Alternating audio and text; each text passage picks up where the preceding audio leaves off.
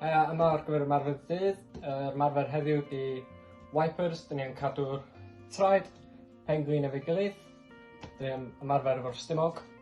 Dych chi'n gorwedd yr llawr, dwylo mynd allan, penglin y traed o fri, cadw nhw efo'i gilydd, dod o lawr, paid a touch o'r llawr, jyst ar y gosach o fedrach, nôl i'r canol, a go ar ochr arall.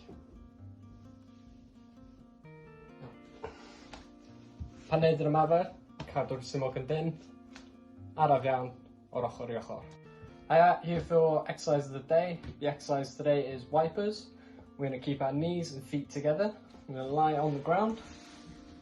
Hands are going to go out to the side. Bring your legs up. Knees, feet stay together the whole time. We're going to come all the way down to the side. Don't touch the floor, just get as close as you can.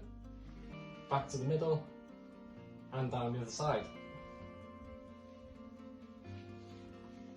When completing, you're going to keep your stomach nice and tight.